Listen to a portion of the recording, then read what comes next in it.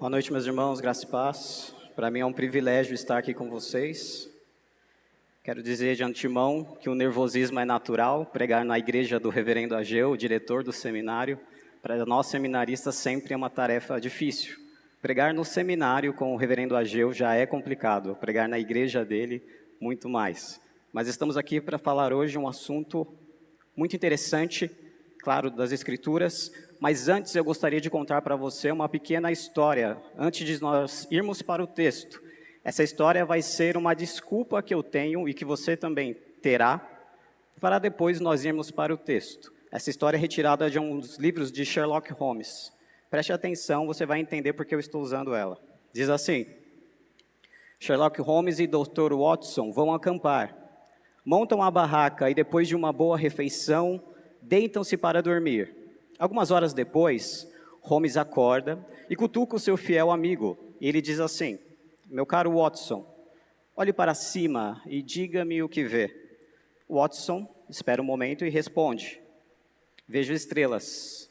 E o que isso significa? Pergunta Sherlock Holmes. E ele diz: primeiro, astronomicamente significa que há milhares e milhares de galáxias e potencialmente bilhões de planetas. Segundo, astrologicamente observo que Saturno está em Leão e teremos um dia de azar. Terceiro, temporalmente deduzo que são aproximadamente 3h15 pela altura em que se encontra a estrela polar. Quarto lugar, teologicamente posso ver que Deus é todo-poderoso e somos pequenos e insignificantes. Quinto e último, meteorologicamente suspeito que teremos um dia lindo amanhã. Correto? Holmes ele para por um momento e ele diz: Watson, significa apenas que alguém roubou a nossa barraca. O que eu quero dizer com isso? Muitas vezes a pergunta é simples. Muitas vezes ela está diante dos nossos olhos, mas nós queremos tratá-la de uma forma grande como Watson fez. A pergunta e a resposta era simples: a nossa barraca sumiu. Mas ele, como muitos de nós seminaristas, tem aquele desejo no coração de dar boas respostas. Então nós pegamos um texto e começamos a tirar coisas que dentro do texto, na verdade, não fala. Hoje nós vamos ler um texto que ele é um dos maiores, aquele que você consegue tirar mais heresias dentro dele. Já passei por diversas igrejas. Eu fui da igreja batista, calvinista. Depois, ali na minha adolescência, meu pai virou pastor pentecostal. Fui no pentecostal e, graças a Deus, Deus me resgatou e eu voltei para a presbiteriana. Então, eu posso dizer com certeza que eu já ouvi milhares, inúmeras pregações sobre esse texto. E o que se tira aqui são coisas que podem estragar até mesmo uma vida, se você ensinar a palavra de Deus de forma equivocada. Hoje nós vamos ver então o que realmente esse texto quer dizer. Se você está curioso para saber que texto é esse, eu falo para você. Isaías 65, do capítulo 17, do versículo 17 até o versículo 25. Isaías 65, versículos 17 até o 25. Se você já encontrou o texto, você sabe do que eu estava falando. Novos céus e a nova terra. Versículo 17 diz assim: pois eis que eu crio novos céus e nova terra, e não haverá lembrança das coisas passadas, jamais haverá memória delas. Mas vós folgareis e exultareis perpetuamente no que eu crio, porque eis que crio para Jerusalém alegria e para o seu povo regozijo. E exultarei por causa de Jerusalém, e me alegrarei no meu povo, e nunca mais se ouvirá nela nem voz de choro, nem de clamor. Não haverá mais nela criança para viver poucos dias, nem velho que não cumpra os seus dias. Porque morrer aos 100 anos é morrer ainda jovem, e quem pecar só aos 100 anos será amaldiçoado. Eles edificarão casas e nelas habitarão, plantarão vinhas e comerão o seu fruto. Não edificarão para que outros habitem, não plantarão para que outros comam, porque a longevidade do meu povo será como da árvore, e os meus eleitos desfrutarão de todas as obras das suas próprias mãos. Não trabalharão de balde, nem terão filhos para a calamidade, porque são a posteridade bendita do Senhor, e os seus filhos estarão com eles. E será que antes que clamem, eu responderei. Estando eles ainda falando, eu os ouvirei. O lobo e o cordeiro pastarão juntos, e o leão comerá palha como o boi.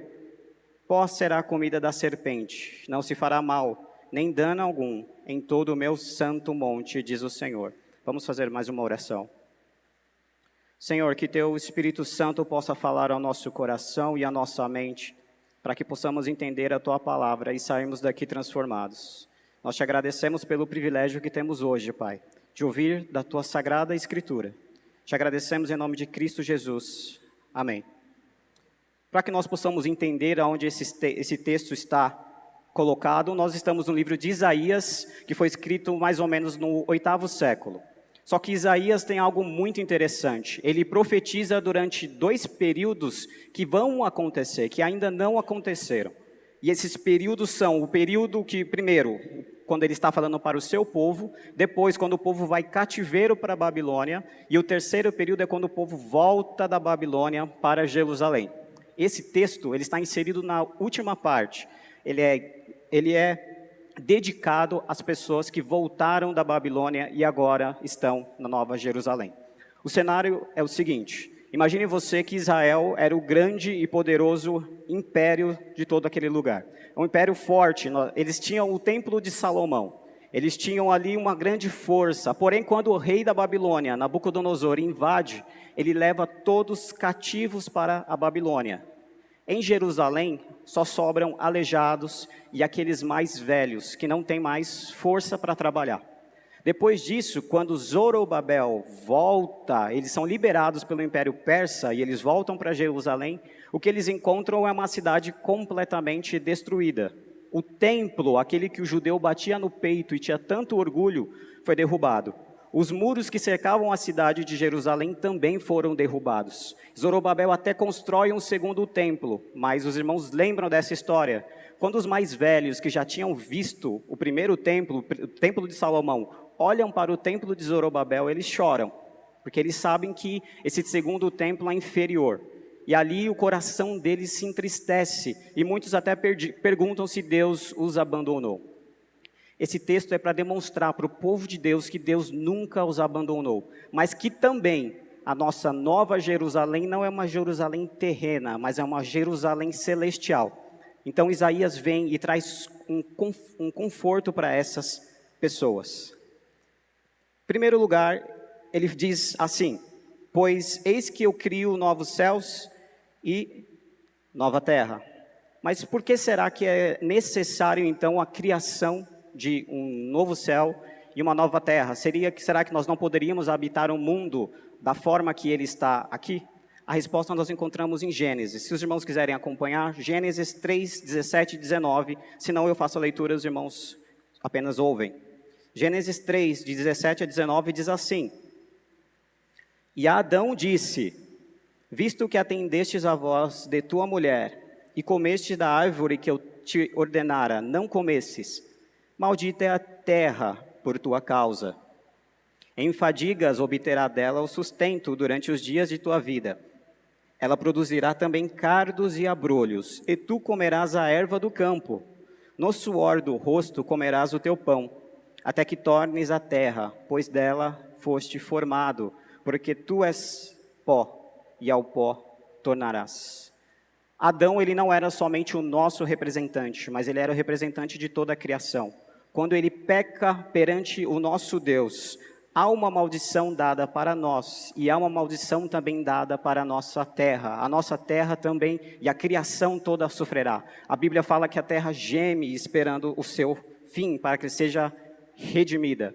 E é algo que não aconteceu somente naquela época, é algo que não somente aconteceu também na época de Israel. É algo que acontece em nossos dias. Os irmãos estão aqui crendo na provisão de Deus, mas muitos de nossos irmãos, e eu não estou fazendo nenhuma análise de juízo, mas muitos de nossos irmãos estão em casa, porque temos um vírus à solta. Um vírus que começa por uma pessoa e de repente se torna uma pandemia. Além disso, nós temos dentro da nossa própria igreja, eu faço parte da igreja presbiteriana da J.I. Carvalho, o nosso boletim de doentes, daqui a pouco nós teremos que fazer uma segunda tiragem e anexá-lo ao boletim normal. Porque são tantos enfermos, são tantos doentes dentro da nossa igreja, que nós temos que orar e orar cada vez mais para que Deus possa nos responder. Esse mês na minha igreja nós fizemos 2 velórios, para os irmãos verem como que a morte também é algo que nos aflige, nos constrange. O nosso mundo é um mundo caído. A maioria de vocês é de São Paulo. Eu acredito que apenas alguns dos seminaristas vieram de fora de São Paulo. Mas vocês vão saber o que eu estou dizendo. Nós em São Paulo achamos que a nossa cidade é muito perigosa, não é mesmo? A gente sai, a gente tranca o portão, nós trancamos o nosso carro. Uma vez eu fui viajar para Minas Gerais e quando eu acordei, a porta estava aberta. Minha tia em Minas Gerais deixa a porta aberta. Para mim, que sou um paulista desde sempre, aquilo foi algo que daqui a pouco nós vamos ser assaltados, é uma certeza. Porque nós paulistanos vivemos com muito medo. Se você está num farol e alguém aproxima-se do seu carro e ele não tem nada nas mãos para vender, o seu coração às vezes dispara, mesmo você confiando no Senhor. Nós vivemos com esse medo. Agora, eu fiz uma pesquisa para saber quais são as cidades mais perigosas do Brasil. E eu achei que São Paulo estaria entre elas, mas entre as 10 mais perigosas, São Paulo não está lá. E eu fiz uma outra pesquisa, as cidades mais seguras. E para minha surpresa, das 5 primeiras, 4 estão em São Paulo. Então imagine, irmãos, se em São Paulo nós já vivemos com essa insegurança, olha o que está acontecendo ao redor do nosso Brasil. Pessoas morrem diariamente em nosso estado, e não é por um vírus, é pela violência. Por isso que o nosso mundo precisa ser restaurado. Eu sei que quando você olha para o nosso mundo, você encontra coisas belas. A própria palavra diz que quando aquele que não crê em Deus, ele olha para a natureza, ele também é culpado, porque ele olha e ele vê a beleza, ele sabe que teve um Criador, e mesmo assim ele não quer dar glória a Deus. Porém, até mesmo aquilo que tem de mais belo no nosso mundo, está contaminado. Eu vou dar um exemplo para que você entenda melhor, e esse exemplo não é para você ficar com nojo, mas é algo extremamente necessário. Vamos supor que esfrie o tempo, e você vai para sua casa fazer uma sopa agradável para sua família inteira. Você vira as costas, e quando você volta, na sopa caiu uma pequena barata dentro dela. E você olha para aquilo, e já vem no seu pensamento que a sopa toda está contaminada. Minha pergunta é, você teria coragem de tirar somente aquele animalzinho, colocar ele do lado, e comer o resto da sopa? Por mais que ela não tenha contato algum com aquela barata. Você diria para mim, nunca, é um absurdo, eu nunca faria isso. A mesma coisa acontece com o nosso mundo. Por mais que ele tenha algumas belezas, o pecado contaminou. Já não serve mais para nós morarmos nesse mundo. Ele precisa ser restaurado, porque se ele for restaurado, nós não podemos aqui habitar. Então é necessário sim, um novo céu e uma nova terra.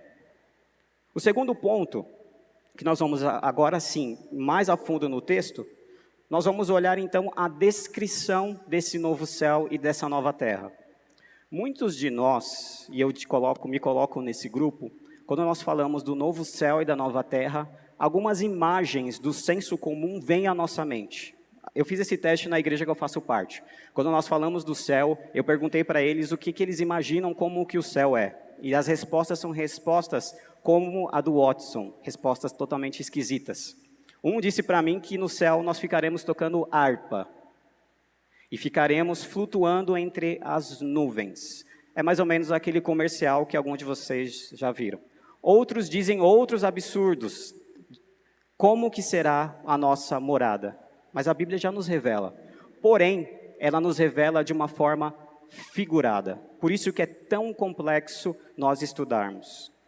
Ela não descreve de uma forma literal. Um grande exemplo disso, você já deve ter ouvido falar que no céu as ruas são de ouro.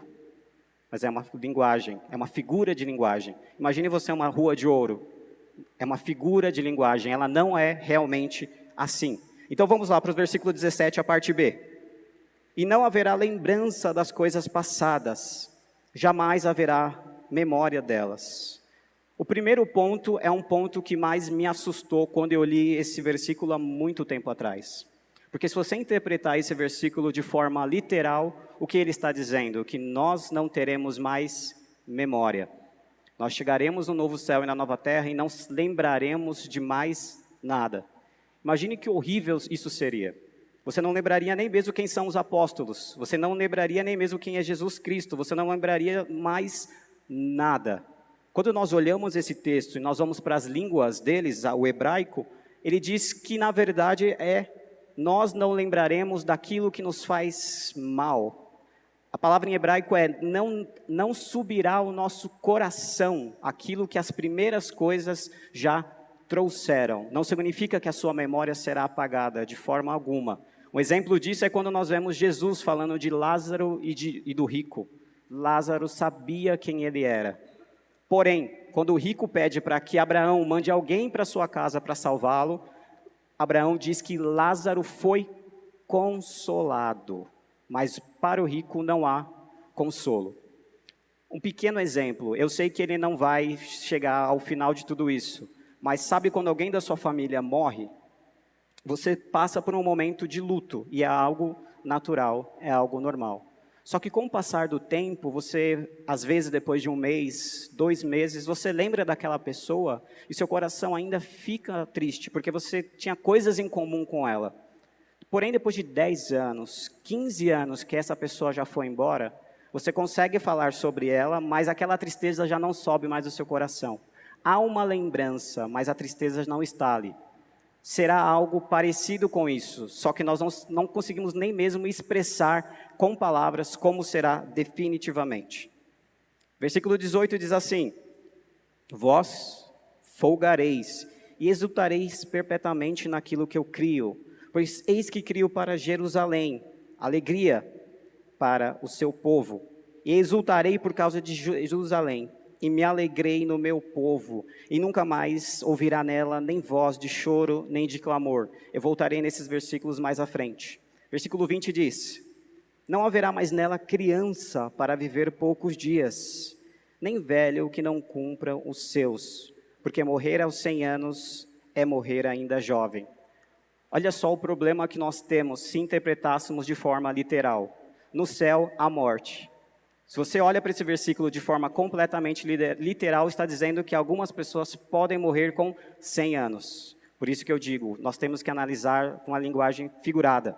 Aqui, na verdade, quer dizer que não haverá mais nela crianças, mas elas viverão por muito tempo. Ou seja, uma pessoa de 100 anos no novo céu, na nova terra, é ainda um pequeno infante, uma pequena criança, ainda é alguém que está começando a vida. Hoje em dia, uma pessoa que chega a 100 anos é uma pessoa, primeiro, abençoada por Deus, e segundo, como a própria Bíblia fala, é dor, é cansaço, é algo que muitas vezes parece penoso. No céu, 100 anos é ainda o tempo de uma criança, porque nós estaremos lá de forma eterna, não só um pequeno período de tempo. Olha só, nem velho que não cumpra os seus, porque morrer aos 6 anos é morrer ainda jovem. E quem pecar só aos 100 anos será amaldiçoado. O texto já estava difícil, de forma literal. Você consegue verificar que, se fosse literal, eu iria piorar agora? Diz assim: quem pecar no céu, somente aos 100 anos será amaldiçoado. Não é de forma literal. O que aqui significa é que aqueles que aqui no nosso mundo, e ainda mais em Israel, porque em Israel o sistema judiciário era diferente do que nós conhecemos. Aquele que peca, aquele que comete alguma coisa contra a palavra de Deus, basta você abrir lá em Levítico, ele merece instantaneamente um julgamento e assim uma condenação.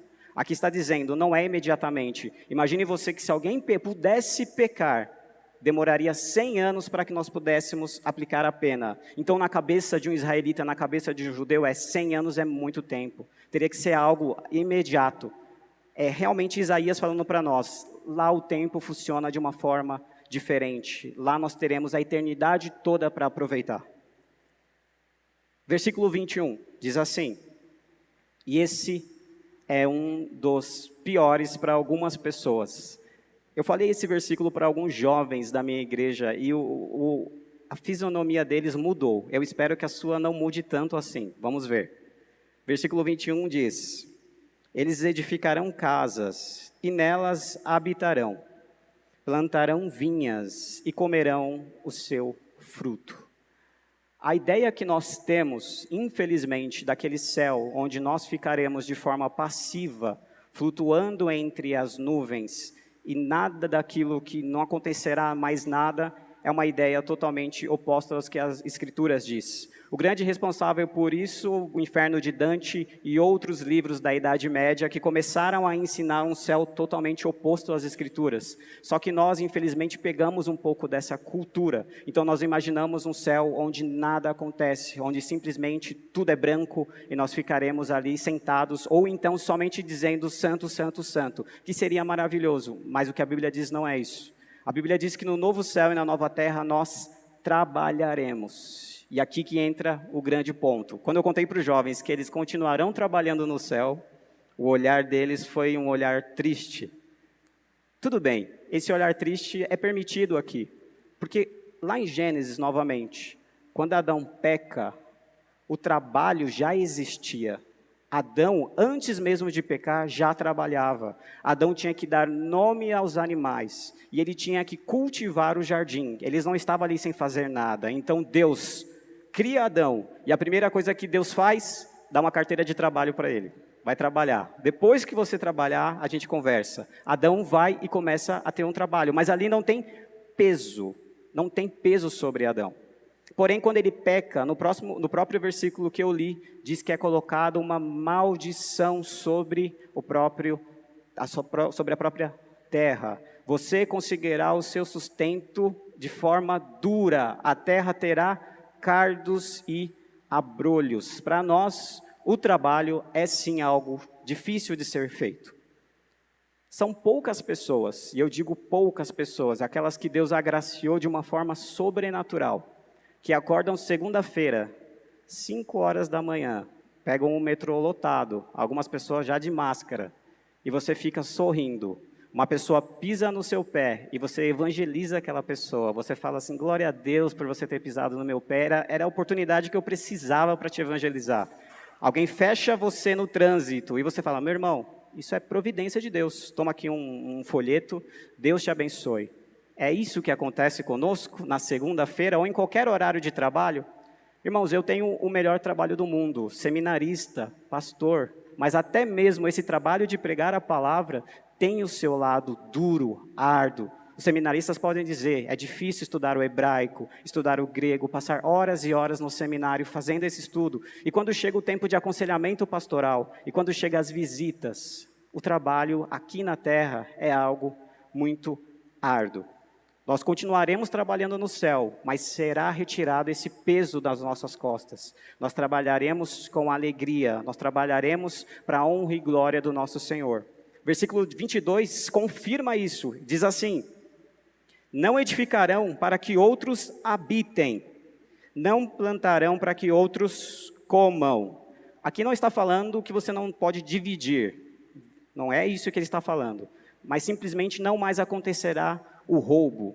Eu acredito que talvez você já tenha passado por uma experiência horrível de ter sido assaltado, e o sentimento do seu coração é um sentimento horrível, um sentimento de impotência, um sentimento que você demorou muito tempo para conseguir aquilo de forma honesta, e veio outra pessoa e de uma forma desonesta levou aquilo de você. A Bíblia está falando, no céu não haverá ladrões. Todo o nosso trabalho nós veremos sim o resultado disso, o resultado desse fruto. E ele continua, porque a longevidade do meu povo será como a árvore, e os meus eleitos desfrutarão de obras das suas próprias mãos. Não trabalharão de balde, nem terão filhos para a calamidade. Veja só, filhos para a calamidade. Muitas vezes a gente trata aquele texto, ensina teu filho no caminho que ele deve andar, vocês todos conhecem esse texto. E nós tratamos ele de uma forma como se fosse algo que sempre acontecerá, uma lei, uma ordem. E muitas vezes os filhos, os nossos filhos, filhos de cristãos, se desviam. Nós esperamos que seja por um pequeno pouco de tempo, mas muitas vezes alguns não voltam. A calamidade os acomete. Aqui nós está dizendo que os nossos filhos não serão mais para a calamidade, nem mesmo para a morte, porque são a posteridade bendita do Senhor. E o mais maravilhoso, e os seus filhos estarão com eles. Aqui, eu falei na minha igreja que tem um outro lugar, e eu acho que os irmãos vão entender o que eu digo, que você não precisa trabalhar, um lugar que existem pessoas famosas vivendo lá, um lugar que é um pouco mais quente do que você gostaria. E qual é esse lugar? Os irmãos sabem, é o inferno. Tenho certeza que ninguém aqui quer ir para esse lugar. Ninguém aqui deseja isso. Nós somos salvos, nós somos eleitos para o trabalho. Nós não somos salvos, não somos eleitos para ficarmos acomodados. Abra sua Bíblia em Efésios, capítulo 2, versículos de 8 a 10.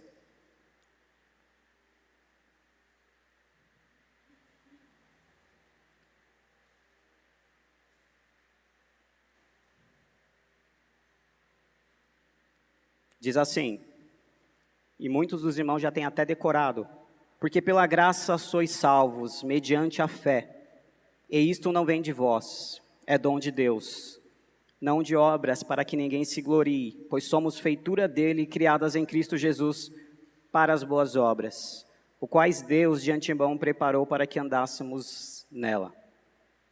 O novo céu e a nova terra, eles não podem ser conquistados à força, pelas nossas mãos, pelas nossas obras. João 3,16 diz, porque Deus amou o mundo de tal maneira que deu seu Filho unigênito para todo aquele que nele crer, não pereça, mas tenha a vida eterna. O que Adão fez foi castigar todos nós. Todos estávamos perdidos em Adão.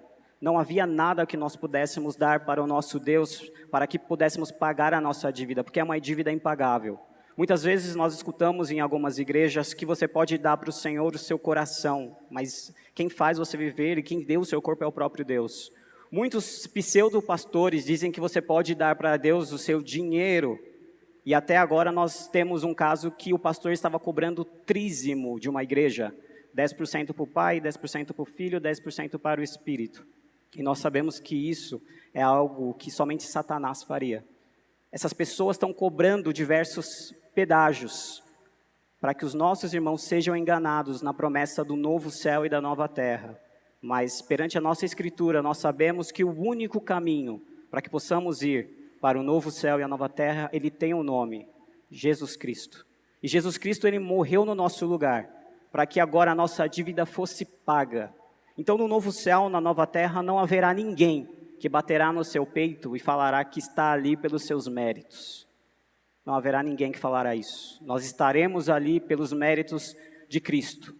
Porém, meus irmãos, temos que tomar um grande cuidado. Muitas vezes e os novos convertidos ao calvinismo, à teologia reformada, muitas vezes cometem esse erro, e é algo natural. Quando dizemos que somos eleitos, que nós não fazemos nada para merecer a nossa salvação, essas pessoas param de trabalhar. Essas pessoas dizem que não precisa mais vir à igreja. Se eu sou salvo pela graça, eu não tenho que fazer nada, então eu posso ficar na minha casa, simplesmente sem fazer nada. Há um grande erro aí. E esse erro, Efésios fala, nós somos salvos pela graça, sim, mas somos salvos para as boas obras. Nós, como igreja, devemos fazer com que o reino de Deus seja trazido de certa forma, de uma forma pequena, de uma forma contida. Eu sei disso, mas trazida para a nossa comunidade, para a nossa igreja. Um cristão que sabe que ele não tem nada para dar para Deus, que ele foi salvo pela graça de Jesus Cristo, ele sabe que a dívida dele então agora se tornou muito maior. E ele precisa sim trabalhar para a honra e glória de Deus. Não que isso nos trará salvação, mas isso nos trará galardão. Eu quero que você abra a Bíblia em um último texto, e esse texto é um eco daquilo que acontece em Isaías, só que é um eco complementado por João. Abra em Apocalipse 20, Apocalipse 21.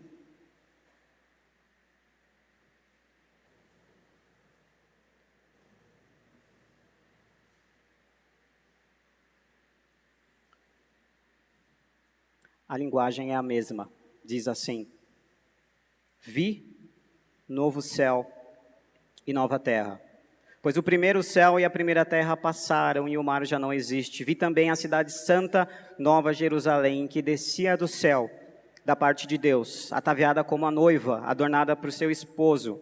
Então ouvi grande voz vinda do trono, dizendo: Eis o tabernáculo de Deus com os homens.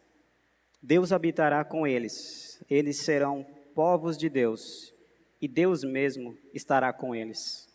Você já parou para pensar por algum tempo que nós estaremos no novo céu e na nova terra, e que as pessoas que morreram, nossos familiares em Cristo, estarão lá?